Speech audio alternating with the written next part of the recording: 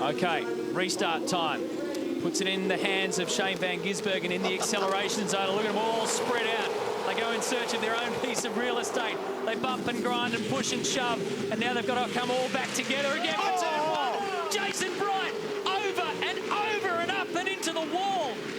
Oh. That started with Slade down the inside. Okay. Yep, I'm trying to just give us a radio call if you're there, Bridie. Huge damage to car 16 of Scott Pye again. Yep. Check, please. You got me? Chaz Mostert. Team Cairo, Adele White, Wally Story in the foreground, engineer. Andrew Edwards, Jason's engineer, is frantically trying to make radio contact. And damage to Lee Holdsworth. The front left, that's going to wobble its way around the circuit for car 4. So, and look on the inside of the cabin.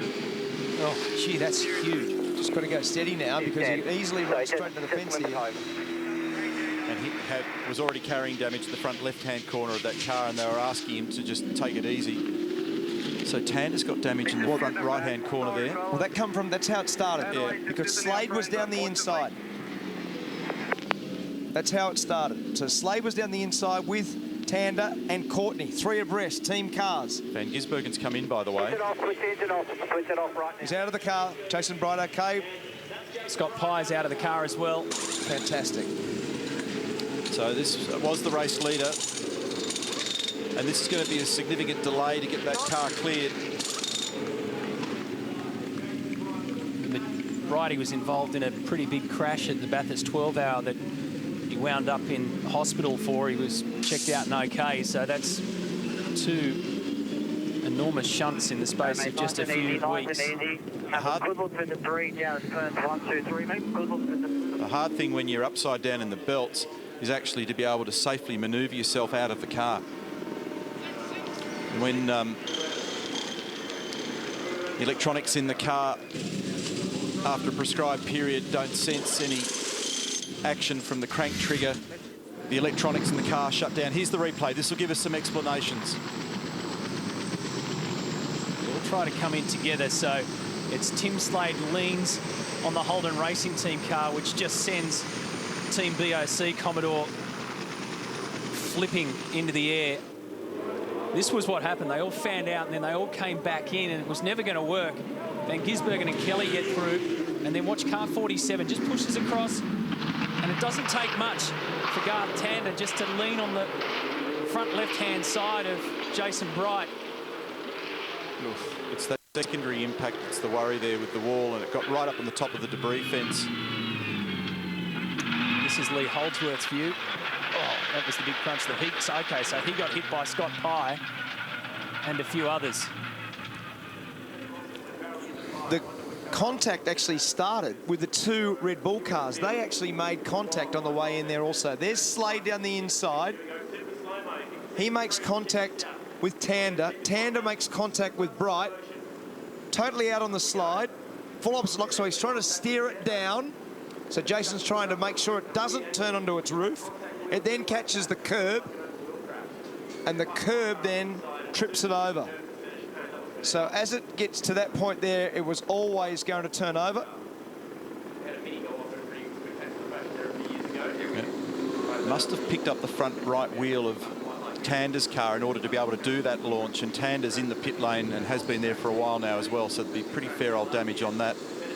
It's this next whack with the wall. All this stuff looks spectacular, but at that stage, you know, it's not a crazy amount of damage. It's this next one where it hits the concrete wall.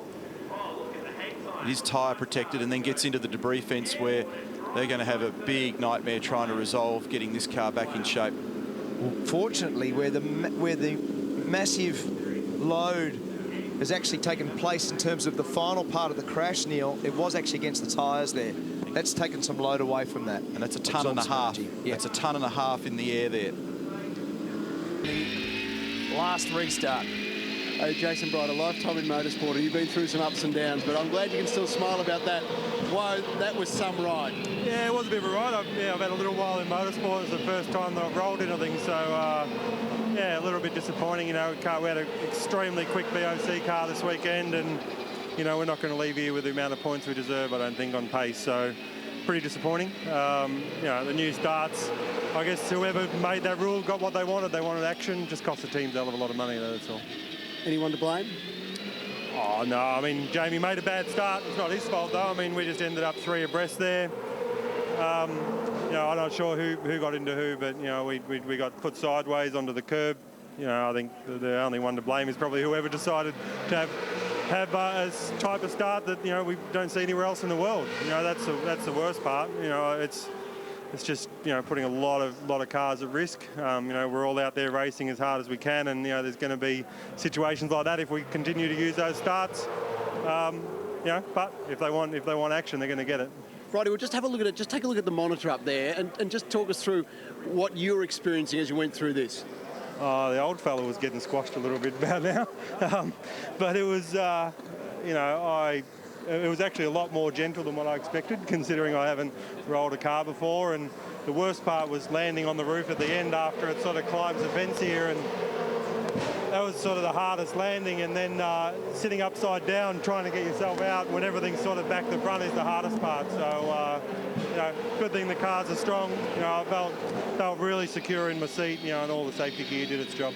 It's a good thing it did. Look, I know you'll feel a little bit sore tomorrow, but for now, Brighty, everything's good? Yeah, cheers, mate. All good. Well done, mate. Thank you. Now, question.